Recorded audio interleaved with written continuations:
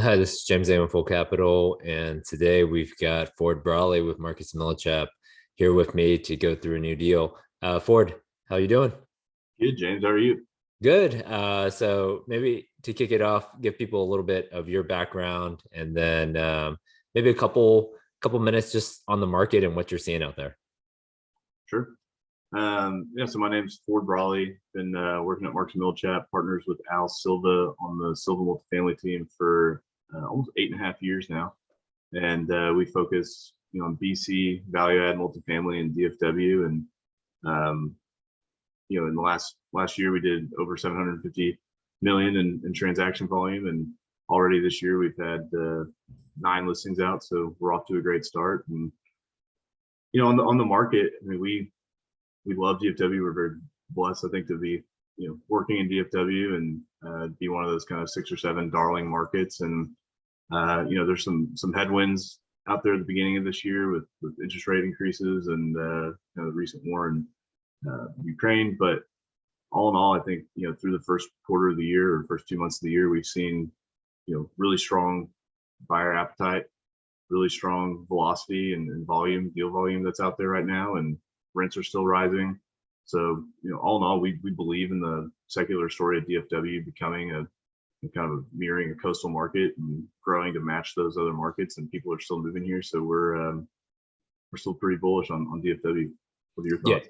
yeah. I'm still waiting for that lake. I guess we have lake view instead of ocean view Yeah, that California has, and it's 70 degrees today in Texas, but most days it is not. So we work with what we got here in Dallas. So you guys are based out of Fort Worth. This deal is sort of around the corner in your neck of the woods. So maybe let's jump into this deal. Castle Winds 156 units over in North Richland Hills. yeah. Castle Winds, as you said, 156 units. It's right off of Root Snow Drive in North Richland Hills. And fun fact, my aunt lives 6 minutes from here, so I know the area well. And it's a good B class property owned by Madeira, and they manage it as well.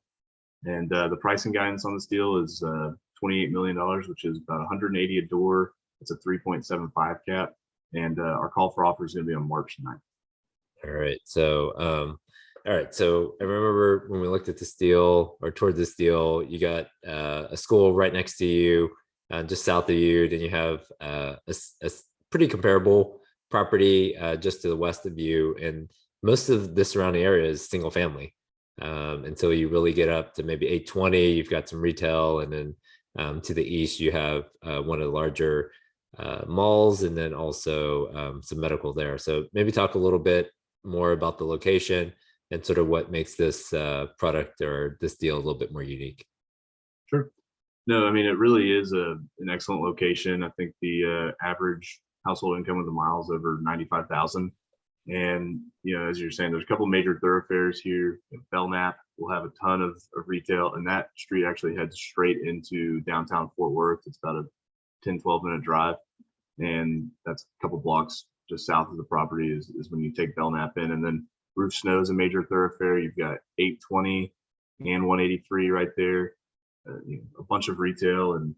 But yeah, you're correct. There's, at the end of the day, there's minimal rental competition. I think there's 6 or 7 deals kind of over in this neck of the woods, but the rest of it is single family homes, and they're frankly very, very nice homes. There's a ton of different neighborhoods over here, and it's a really, really good spot to be.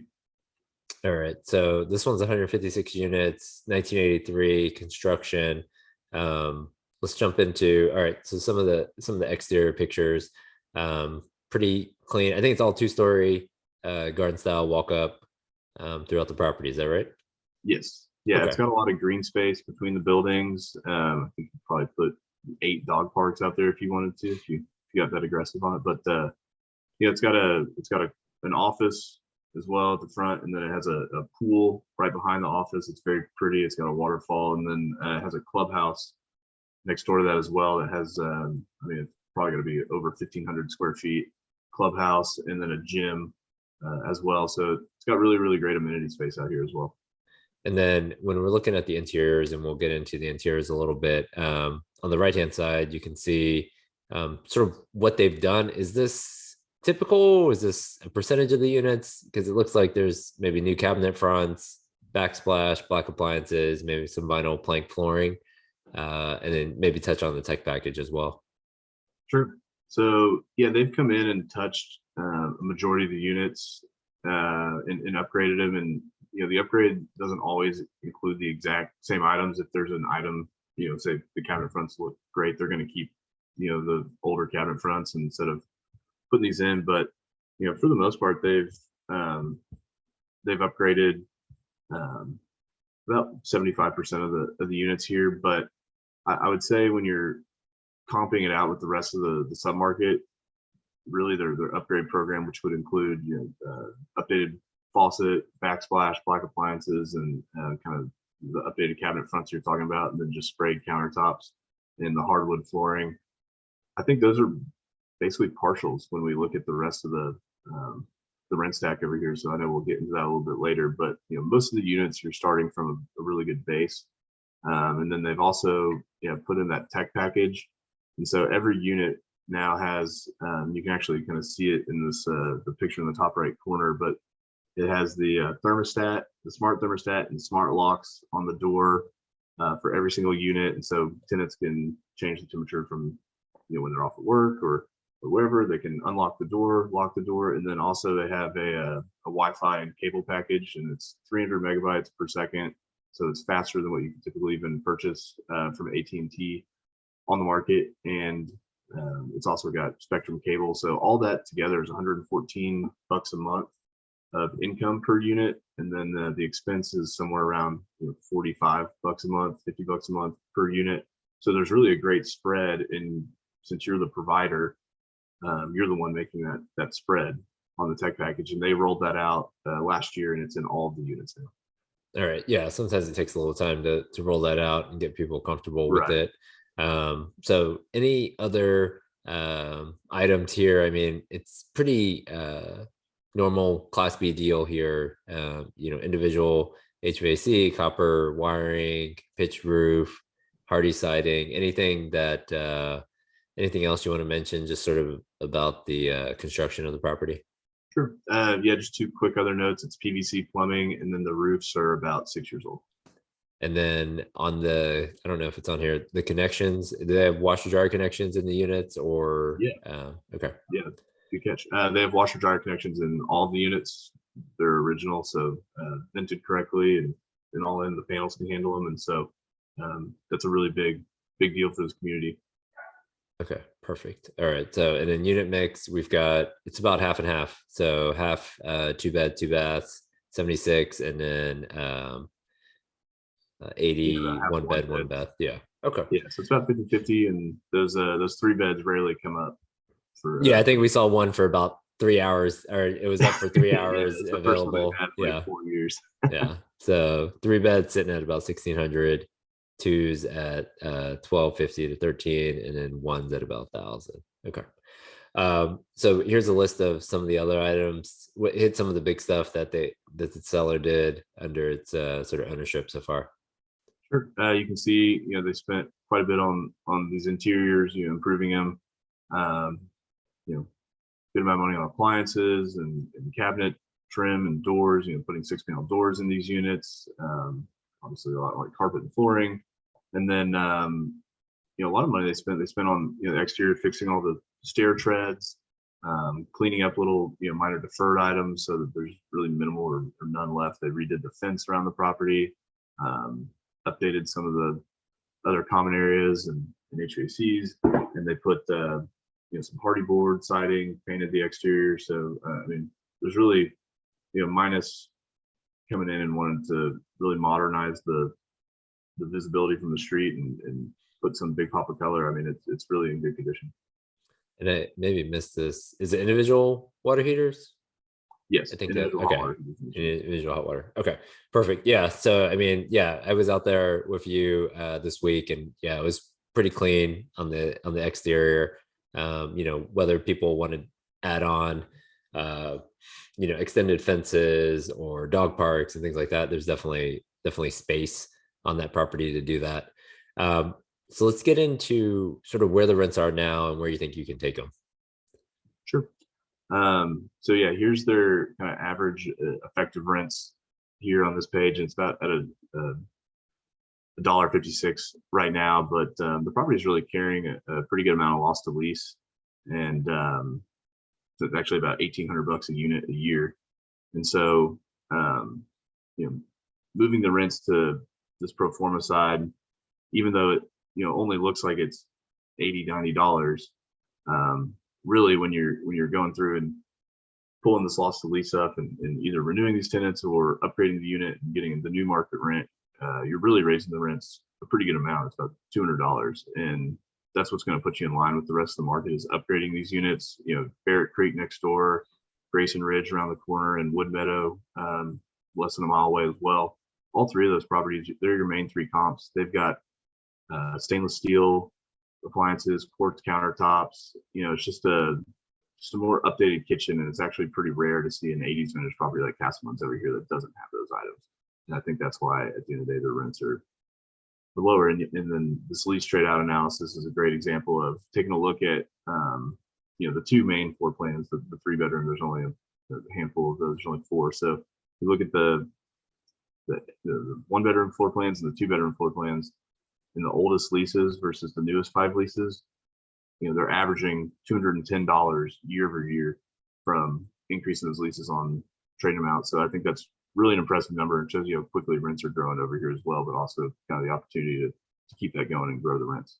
Yeah, before we jumped on, we were just going through when the deal traded back in 2017, and the average rent was like $750. So it's definitely moved up. That was the average across the whole property, $750, $800. So let's go through. All right, so we got Castleman's as a subject property. Maybe $1,200 average rent across the property, and then you think you can take it up to maybe $1,300.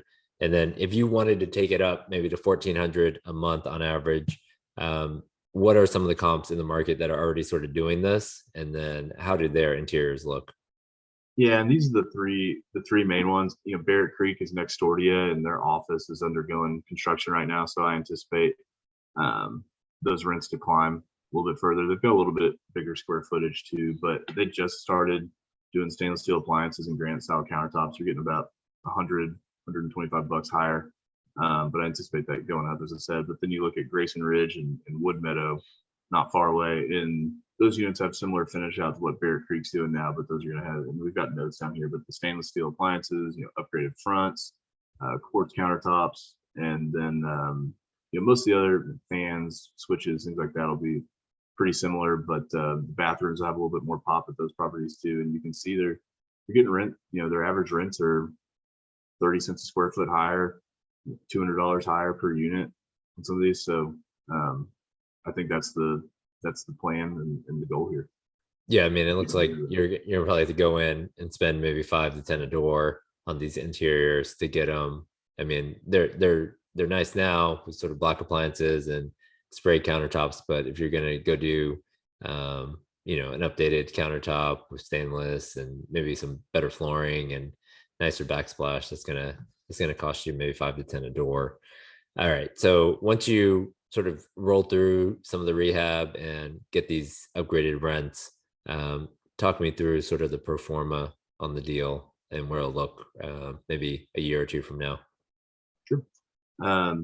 So you can see it just in that first part, the market rent and loss to lease. We're, as you saw a couple slides earlier, we're moving the market rent about $90, but when we're moving all this loss to lease, $90 is a low number when rents are growing 18% in DFW. But what we're playing some catch up here with the loss to lease. So keep that in mind as you renew these leases, review that lease trade out report and the rent roll, and we feel pretty comfortable saying you're going to be able to move these rents about over $200 to match kind of some of your neighbors after you're doing the stainless steel and things like that. And then the other income we expect to stay roughly the same. You can see the tech package in there. That is fitted down to every single unit now, so that's nice for a new owner not to have to implement that.